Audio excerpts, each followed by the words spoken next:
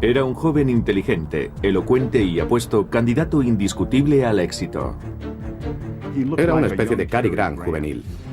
Y sin embargo, en una orgía de sangre que se prolongó durante 5 años, llegó a asesinar brutalmente a más de 35 mujeres. A su juicio, la mejor forma de disfrutar del sexo era esposar a una mujer atractiva, aterrorizarla y convencerla de que iba a morir. Ted Bundy. Sure, I get angry. Very angry and indignant. I don't like being locked up for something I didn't do, and I don't like my liberty taken away, and I don't like being treated like an animal, and I don't like people walking around and ogling me like I'm some sort of weirdo, because I'm not.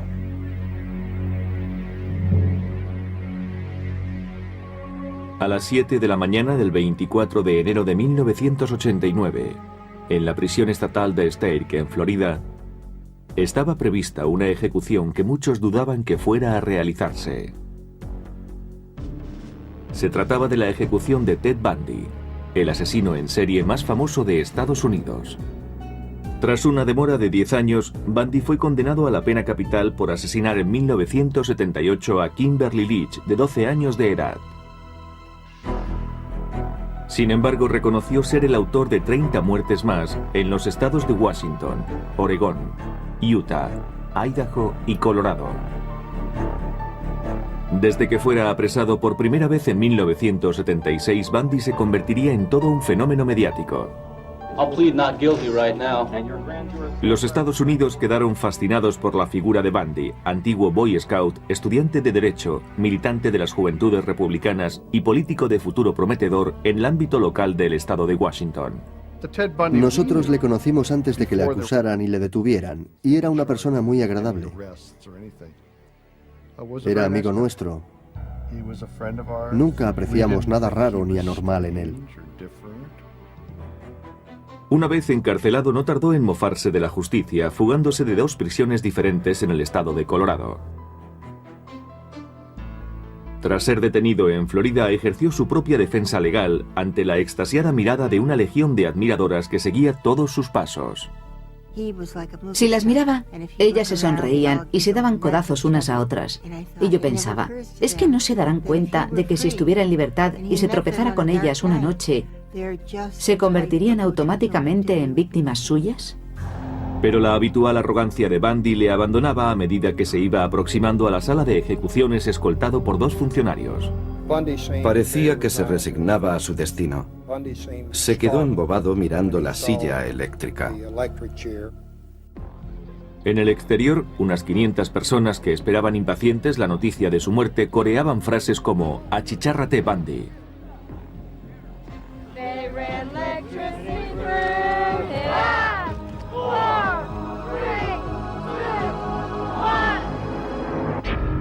A las 7:16, el verdugo apretó el botón. 2000 voltios recorrieron el cuerpo de Bundy. 60 segundos después, a uno de los peores asesinos en serie del mundo se le declaró oficialmente muerto. Al finalizar la ejecución, reinaba un ambiente de fiesta entre la gente que esperaba fuera. Vítores, claxones, una auténtica verbena. Su muerte fue más rápida que la de cualquiera de sus víctimas. Se estima que asesinó a 35 mujeres, pero se llevó a la tumba los secretos de aquellas muertes. La policía sospechaba que la orgía de sangre comenzó en 1974, cuando Bundy tenía 28 años y estudiaba Derecho. Por aquel entonces vivía en Seattle, junto a la Universidad de Washington. Daba una impresión agradable. Se expresaba con corrección, elocuencia e inteligencia. Si tuviera que describirle, diría que es una especie de Cary Grant juvenil. Nadie era capaz de imaginar que aquel joven elegante y apuesto protagonizaría una serie de violaciones, torturas, mutilaciones y muertes que conmocionarían al mundo entero.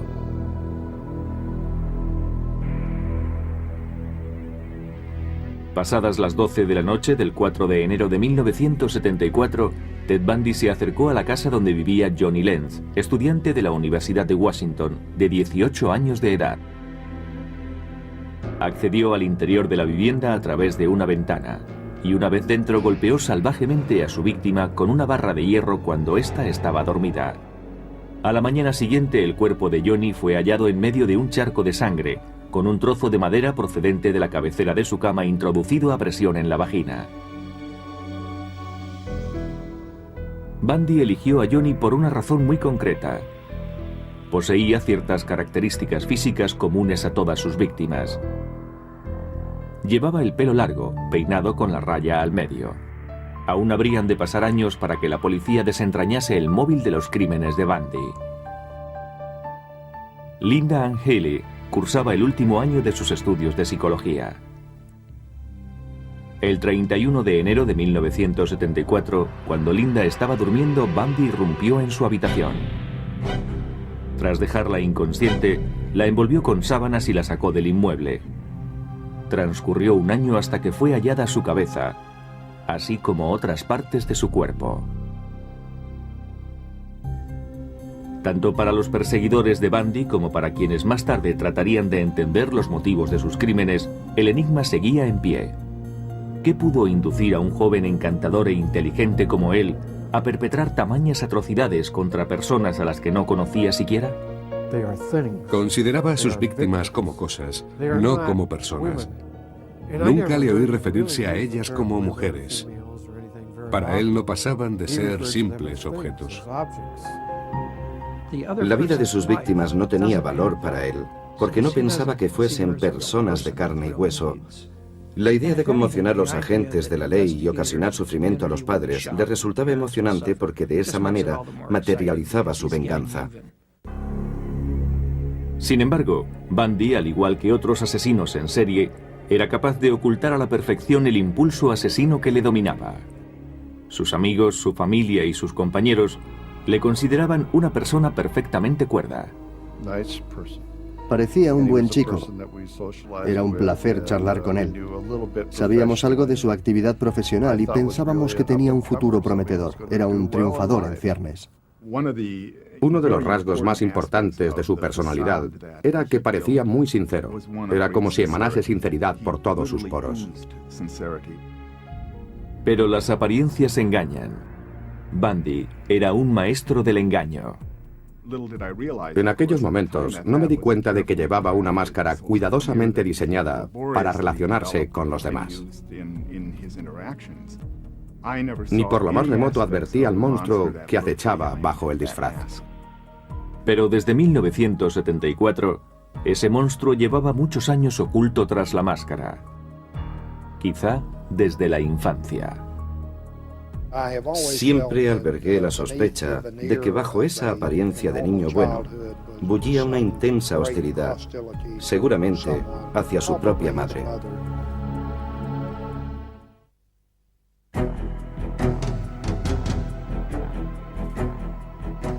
La versión policial es que en 1974, en la ciudad de Seattle, Ted Bundy dio comienzo a una oleada de espeluznantes crímenes que se prolongó durante más de 5 años a lo largo y ancho de Oregón, Utah, Idaho, Colorado y Florida. Su sadismo acabó con la vida de al menos 35 muchachas. Al ser detenido en 1976, una de sus defensoras más tenaces resultó ser su madre, Louise Bundy.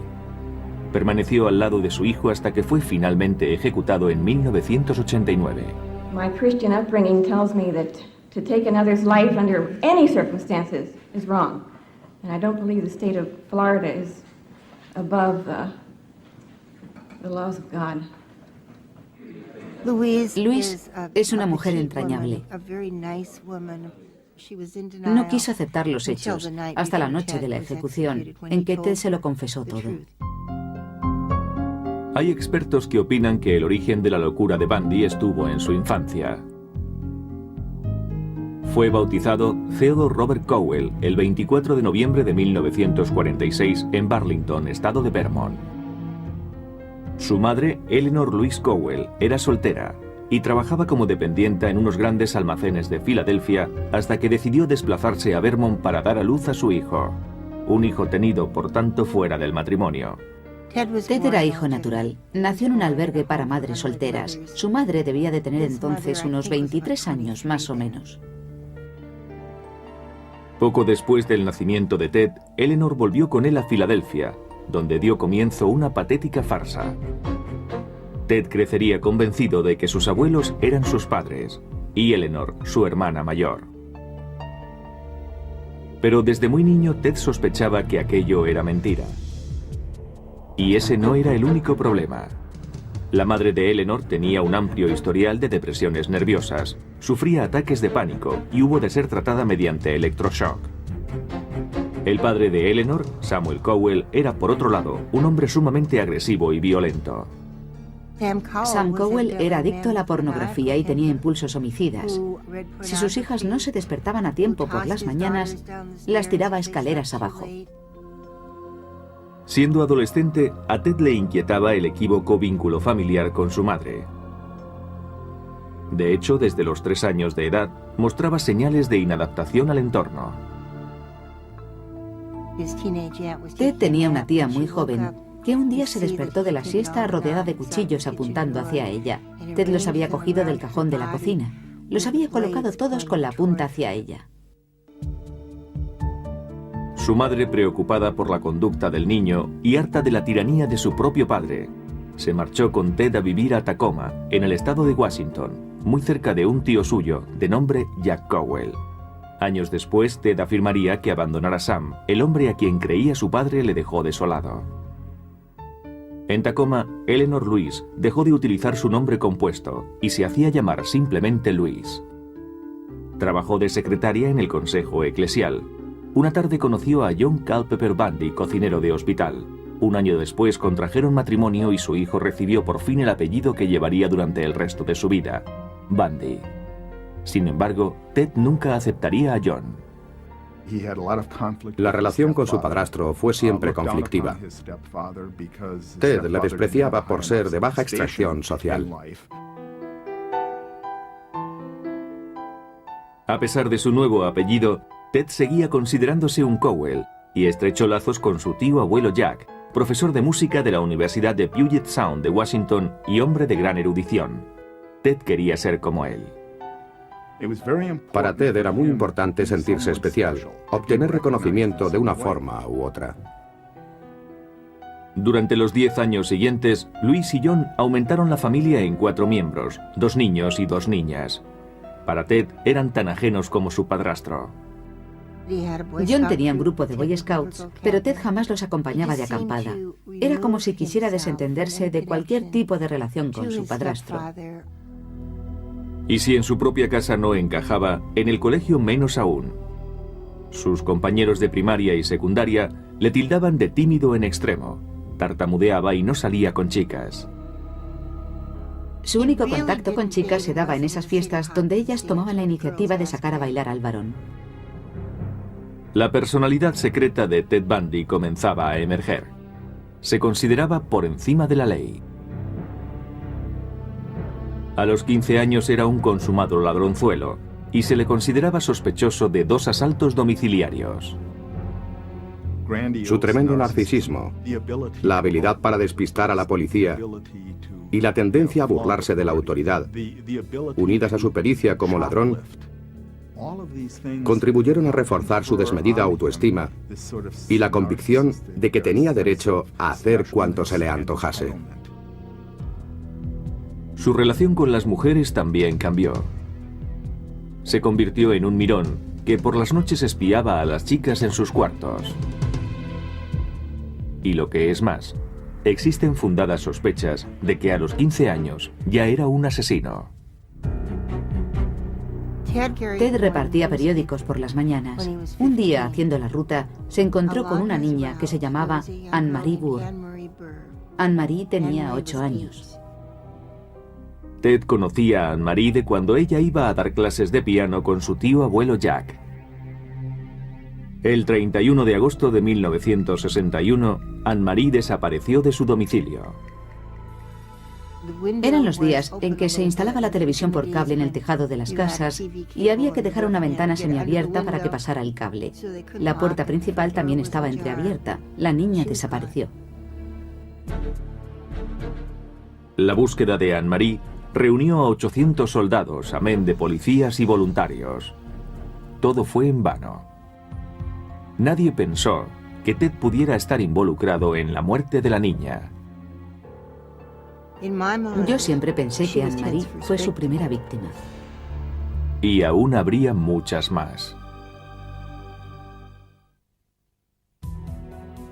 A mediados de los 60, Ted Bundy cursaba estudios en la escuela de secundaria Woodrow Wilson de Tacoma, estado de Washington. A pesar de ser despierto, apuesto y simpático, sus compañeros, y en especial las chicas, le consideraban desagradable. En su manera de enfrentarse a las relaciones sociales, había un defecto de fondo que le impedía establecer vínculos sinceros, de ahí su confusión. El colegio y sus aulas eran para él un campo de experimentación en el que ponía a prueba su habilidad verbal y donde trataba de manipular en su favor al profesorado. En 1965 finalizó sus estudios preuniversitarios con la calificación de notable. El año siguiente se matriculó en la Universidad de Puget Sound, pero en el campus se sentía anónimo y desorientado. Teddy notaba que no encajaba. Allí adoptó su fachada de distinción y sofisticación. En 1967, continuando con su farsa, Ted solicitó el traslado al aula de cultura asiática de la Universidad de Washington, donde estudió chino. Comenzó a fraguar su nueva personalidad. El Ted del pasado había sido tímido y retraído. El actual iba a ser ingenioso, atractivo y seguro de sí mismo. La farsa resultó ser provechosa. En la universidad conoció a Stephanie Brooks. Le impresionó particularmente su media melena con la raya al medio. Era de buena familia, sofisticada y afable. Justo lo que Ted ansiaba ser. Ted se dijo, es perfecta, guapa y rica. Creo que la quería bastante, dentro de sus posibilidades. Permanecieron juntos durante un año. Era la primera vez que Ted tenía una relación íntima con una mujer. Se había enamorado de ella. Pero para Stephanie eran solo novios de universidad, sin ningún futuro como pareja. Consideraba inmaduro a Ted. Ted estaba obsesionado por ella, pero Stephanie le dijo que el romance había acabado. Ella le dijo que no llegaría a nada, que carecía de ambición, que no sabía arreglárselas, que le faltaba un proyecto de futuro. Ted quedó desolado. Abandonó sus estudios y decidió marcharse a Filadelfia a ver a los suyos. Su visita obedecía a un propósito. Necesitaba la respuesta a la pregunta que tanto le inquietaba. ¿Quién era él? Tras examinar el registro civil de Filadelfia, se traslada a Burlington, en Vermont. En el ayuntamiento confirmó sus antiguas sospechas. Descubrió que su madre era en realidad la mujer que se había estado haciendo pasar por su hermana mayor. Debe ser tremendo descubrir que los auténticos orígenes de uno no tienen nada que ver con lo que siempre había creído. Su percepción de la propia identidad debió de tambalearse. Debió quedarse perplejo al descubrir que era hijo ilegítimo. Se sintió vilmente traicionado por una mujer, su madre.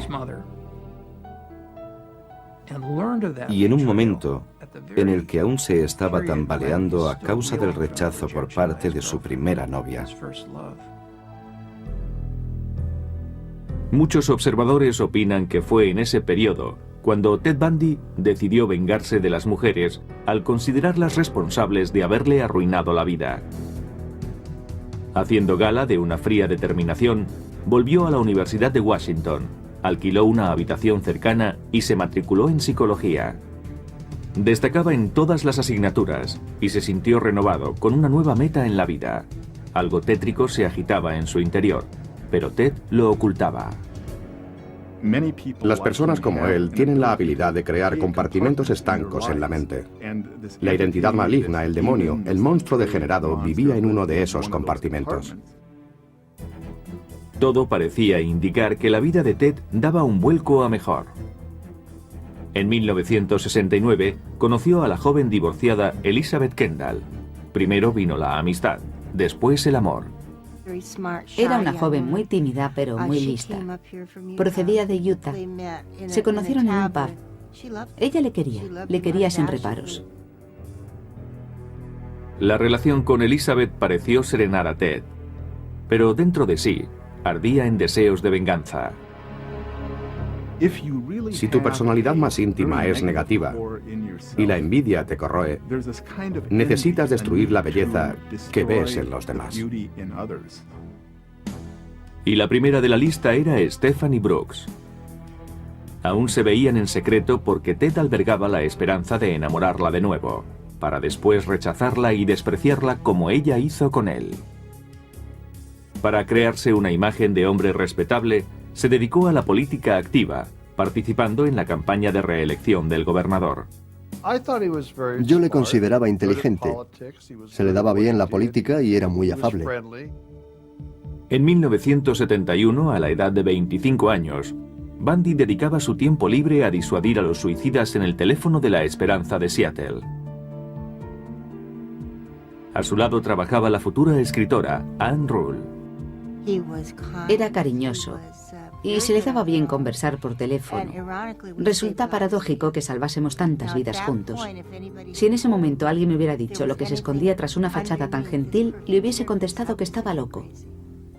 Además, trabajábamos los dos solos en un caserón victoriano de 4 pisos, que recordaba el de la película Psicosis. Yo no percibía ninguna amenaza en Ted Bundy. En 1972, Stephanie, la primera novia de Ted, seguía siendo protagonista de sus anhelos. Durante un viaje de trabajo a San Francisco, se reunió con ella. El nuevo Ted Bundy la dejó sin aliento. Se enamoró locamente de él y accedió a casarse. En cuanto ella asintió, él la rechazó con desprecio. 2 días después, el 4 de enero de 1974, Ted Bundy iniciaría una larga serie de brutales asesinatos que se prolongaría durante 5 años, ante el espanto de todo el país. La mayoría de sus víctimas compartían una característica. Sus víctimas predilectas eran mujeres de mediana estatura, de pelo largo y peinado con la raya en medio, bastante agraciadas físicamente. Todas se parecían a Stephanie Brooks.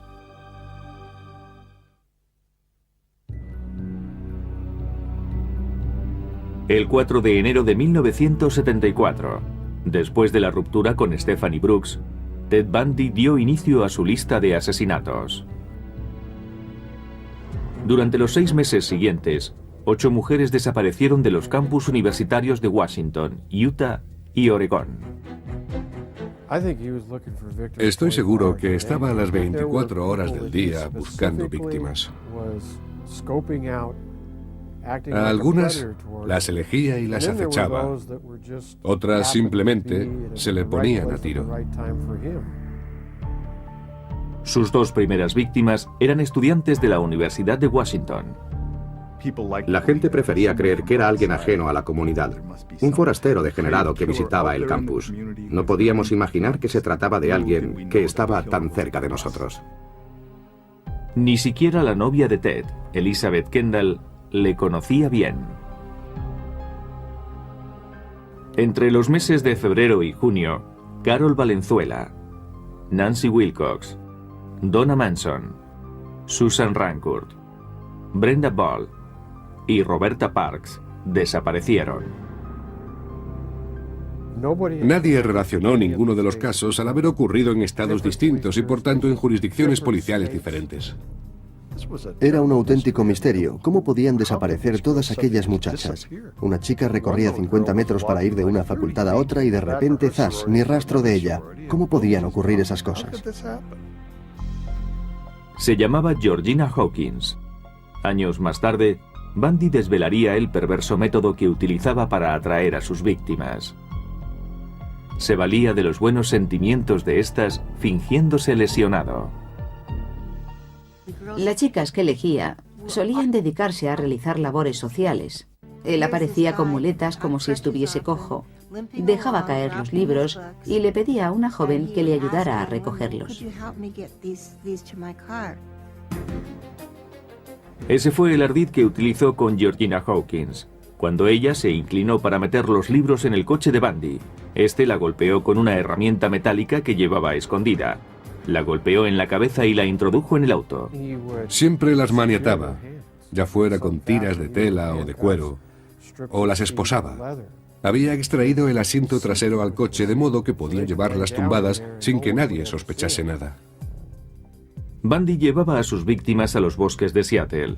Si habían sobrevivido al primer ataque, abusaba sexualmente de ellas.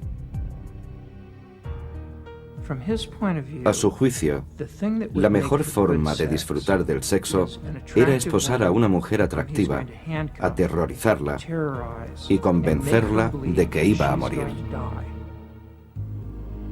Mientras esperaba su propia ejecución, se le preguntó qué se sentía al matar a una persona. Y contestó que asesinar no tiene nada que ver con la lujuria ni con la violencia, sino con la posesión. Cuando sientes que la víctima exhala su último aliento, la miras a los ojos. En ese instante, eres Dios. Cuando terminaba, se deshacía de los cadáveres en el bosque para volver más adelante. Volvía una y otra vez a la escena del crimen, no solo para eliminar pruebas y esas cosas, sino para ensañarse con los cadáveres. Sospechamos que en cierta ocasión se llevó un cadáver a casa porque la víctima en cuestión estaba maquillada de una manera totalmente inusual en ella. Bundy maquilló a la muchacha muerta para hacerla más atractiva, aunque en realidad le daba igual porque también profanaba sexualmente cadáveres en descomposición. Los psiquiatras que estudiaron a Bundy le consideraron un caso único, pues aunaba dos tipos de aberración al mismo tiempo. Era sádico y a la vez necrófilo. Entre las características comunes a ambas perversiones destaca la falta de sentimiento de culpa y la voluntad expresa de hacer daño a otros para obtener placer sexual. No hay mucho más que añadir. Bundy se había convertido en un asesino consumado con 8 víctimas en su haber. En julio de 1974, su adicción le llevó a matar a 2 mujeres el mismo día. Era domingo por la tarde. Hacía mucho calor, más de 30 grados, y eso no es normal en Seattle. La gente se congregaba en el parque estatal del lago Sammamish. Allí se encontraba Janice Ott tomando el sol cuando Ted la abordó. Llevaba un brazo en cabestrillo y solicitó la ayuda de Janice para asegurar su barca al coche. Ella se levantó y le tendió la mano para saludarle. Ambos se presentaron con toda normalidad. Janice se alejó junto a Ted y no se la volvió a ver con vida. Una hora más tarde, Ted volvía al parque. Lo intentó con 4 o 5 mujeres más por lo menos entre la 1 de la tarde y las 4:30 aproximadamente. Pero esas mujeres percibieron en Ted algo que las hizo alejarse. Denise Nasland no tuvo tanta suerte. Sobre las 5 de la tarde se encaminó a los urinarios del parque. Denise estaba con su novio y otra pareja. Se fue al servicio con su perro. El animal regresó, ella no. Pero hubo testigos de la desaparición de Janice y Denise, gente que había reparado en el misterioso Ted. Y gracias a sus descripciones, se pudo poner en circulación un retrato robot del presunto asesino. La policía recibió 3.500 llamadas y se elaboró una relación de sospechosos, todos de nombre Ted. Bundy figuraba en la lista. Salió a colación un nombre, Ted, pero ni se me ocurrió pensar en él. Aquello era obra de un monstruo. Entre 1973 y 1974, el monstruo había sido funcionario de la Administración de Justicia de King County, para quien redactó un informe sobre el delito de violación y las víctimas del mismo. Esto le brindaba la posibilidad de conocer de primera mano las medidas que la policía pensaba adoptar para apresarle. En octubre de 1974 se hallaron 5 cadáveres más. pero la mayoría presentaba avanzadas señales de descomposición y en algunos casos no eran más que un montón de huesos. Bundy había desaparecido sin dejar pistas que le pudieran comprometer. 2 meses antes se había matriculado en la Facultad de Derecho de la Universidad de Utah, pero eso no consiguió atemperar su sed de sangre.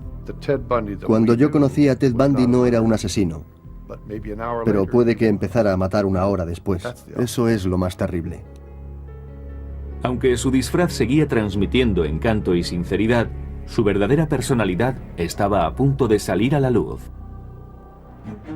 Una de sus víctimas logró escapar y posteriormente le identificó.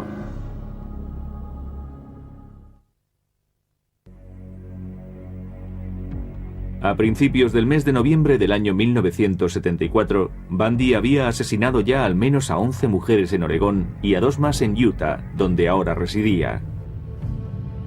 Paralelamente estudiaba Derecho en la Universidad de Utah. De no haber sido por la obsesión de matar, seguro que hubiera llegado a ser un brillante abogado. Los asesinos en serie matan por adicción. Y siempre se convierte uno en adicto de la misma manera. Se prueba la droga por curiosidad y se acaba por no poder pasar sin ella. En este caso, su droga era matar. Pero Bundy iba a cometer el primer error. El 8 de noviembre trató de secuestrar en un centro comercial a Carol DeRonch, de 19 años de edad, haciéndose pasar por policía. Le dijo que habían intentado robarle el coche y él le ofreció ayuda. Una vez en el interior del vehículo intentó esposarla, pero Carol repelió la agresión, consiguió salir del automóvil y huyó. Al fin contábamos con una superviviente que describía con toda claridad al secuestrador y que aportaba pruebas de primera mano, pues estaba esposada. Pero la policía ignoraba todavía la identidad del agresor, y Bundy dominaba el arte del disfraz. Cambiaba de fisonomía constantemente. A veces llevaba barba, otras veces melena lacia, otras el pelo rapado. Creo que cambiaba de apariencia con cada víctima.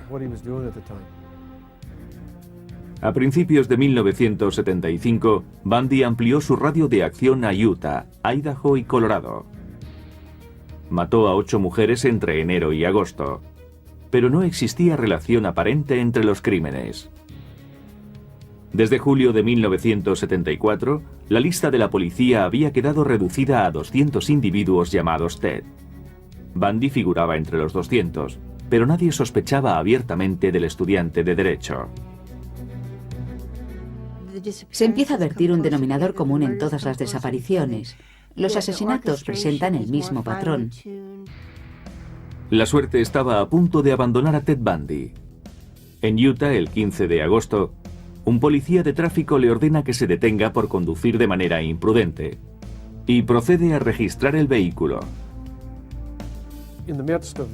El agente encuentra entonces una bolsa que contiene una barra de hierro,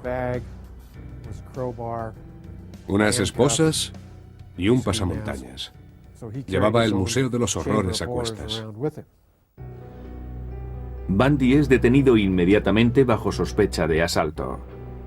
Más tarde se le intervendrían mapas y tickets de gasolinera que le relacionaban con los escenarios de los crímenes de Colorado.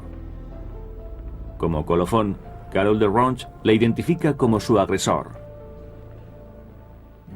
Nos quedamos de piedra, no nos lo podíamos creer.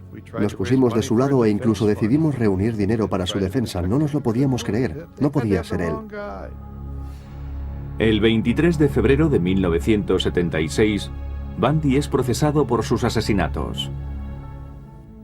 Durante el juicio está convencido de que será declarado inocente.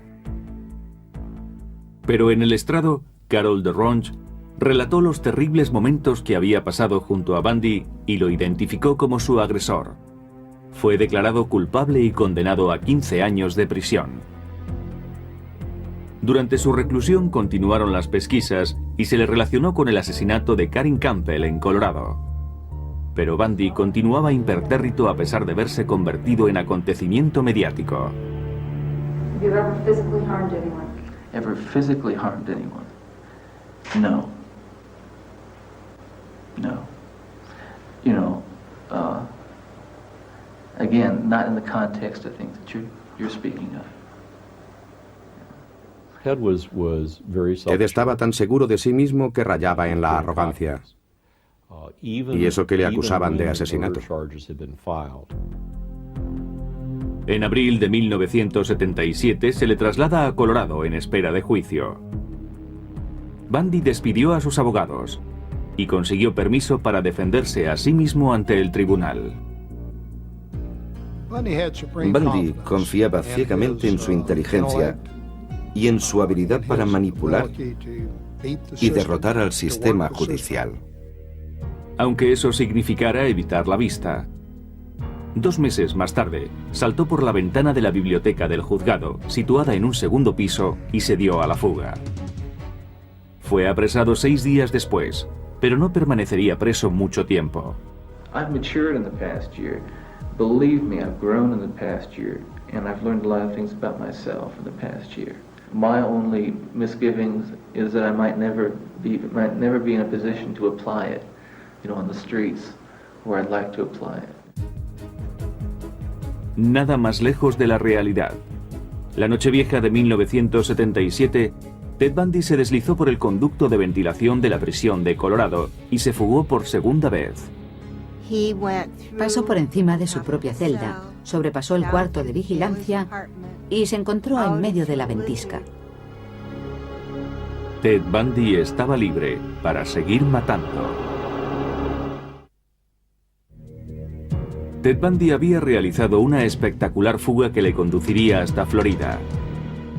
Era, para su propia jactancia, uno de los delincuentes más buscados por el FBI. Seguro que eso le encantó. Yo siempre decía que la infamia se encarnó en Ted. Cambió de nombre, se dejó barba y se instaló en Tallahassee, dedicándose a pasear por el campus de la Universidad del Estado de Florida. Creo que llegó a la ciudad alrededor del 8 de enero, decidido a, según confesaría más tarde, no dar ni un paso en falso. Pero su resolución se tambalearía. Apenas pasada la medianoche del 15 de enero de 1978, tan solo 2 semanas después de la fuga, Bundy penetró sigilosamente en la sede de la Hermandad Universitaria Chi Omega. Recorrió habitación tras habitación sin despertar a sus ocupantes. Apaleó, violó y asesinó a Lisa Levy y a Margaret Bowman. Agredió hasta casi matar a sus compañeras de cuarto, Karen Chandler y Kathy Kleiner. Creo que entró allí con el propósito de matar a todas las mujeres que viera. Pero sus desmanes no acabaron ahí. Irrumpió en el apartamento de Cheryl Thomas a menos de medio kilómetro de distancia y se ensañó con ella. Pero contra todo pronóstico, Cheryl sobrevivió. Fue la 5ª víctima de Bundy aquella noche. No es que fuera incapaz de sentirse culpable por lo que había hecho, es que creía tener derecho a hacerlo, ya que las mujeres le habían tratado mal, ¿por qué no pagarles con la misma moneda? Volvería a matar 3 semanas después. Su víctima en esta ocasión fue Kimberly Leach, de 12 años, muy querida por sus compañeros de clase. Kimberly fue secuestrada, brutalmente agredida y asesinada. Sin embargo, el reinado de terror de Bundy se acercaba a su fin. El 15 de enero de 1978, un policía da el alto a un Volkswagen, cuyo robo había sido denunciado. Ted intentó escapar corriendo. Forcejeó con el agente, el cual llegó a disparar su arma. Al final, el policía logró reducirle. Bundy fue otra vez detenido e identificado. En los meses siguientes se lograron reunir pruebas que incriminaban a Bundy tanto por los hechos acaecidos en la sede de la Hermandad Universitaria como por el asesinato de Kimberly Leach. Otros estados solicitaron su extradición, pero la primera vista se celebraría en Florida el 7 de julio de 1979.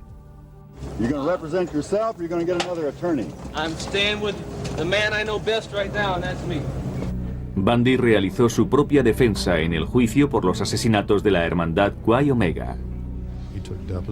Tomó declaración a los testigos e hizo las exposiciones pertinentes. Yo actué con un criterio estrictamente profesional. Pero en el momento de interrogar a un agente de policía acerca de la escena del crimen, los miembros del jurado atisbaron horrorizados al auténtico Ted Bundy. Cuando se acercó a las personas que componían el jurado, Estas se reclinaron en el asiento. Le pidió a la gente que describiera con todo lujo de detalles lo que vio al apartar las sábanas. En ese momento, a ninguna de las personas de la sala o que seguían la vista por televisión, a nadie le quedó ninguna duda de que lo que ese hombre quería era revivir sus atrocidades. 2 semanas después, Bundy fue condenado a la pena máxima por los asesinatos de Lisa Levy y Margaret Bowman. En enero de 1980, Bundy fue juzgado por el asesinato de Kimberly Leach. Una vez más, fue sentenciado a muerte. Pero la ejecución se demoraría por algún tiempo. Durante los 9 años posteriores, Bundy apeló en numerosas ocasiones y engañó a la muerte utilizando subterfugios de última hora ante la inminente ejecución de la sentencia. Pero al fin, tras incontables apelaciones, se fijó la fecha de su ejecución para enero de 1989. Con objeto de retrasar la ejecución, propuso a las autoridades su colaboración en el esclarecimiento de casos aún no resueltos que también le eran atribuibles. Comenzó a dar información con cuentagotas para captar la atención de los investigadores. Después les decía que necesitaba más tiempo, que no aguantaba más, que tenían que convencer a las autoridades de Florida de que le concedieran más tiempo para que pudiese facilitar más detalles. Fue una estratagema desesperada. Estaba quemando el último cartucho. Sin embargo, estoy seguro de que Bundy, hasta la misma mañana de su ejecución, se creyó capaz de retrasar lo inevitable. Pero fue en vano. El 24 de enero de 1989, a la edad de 41 años, Ted Bundy, el joven elocuente y apuesto, capaz de alcanzar cualquier meta, que decidió, sin embargo, dar rienda suelta a sus monstruosos instintos asesinos, fue ejecutado en la silla eléctrica. El meollo del asunto es cómo recordar no a Ted Bundy, sino a aquellas muchachas en la flor de la vida, con apenas 19 o 20 años. El mundo era de ellas, y el futuro también. ¿Cuántas familias quedaron desmembradas y hundidas en la tragedia? Desgraciadamente todos recordamos a Ted Bundy. Yo preferiría recordar a aquellas chicas.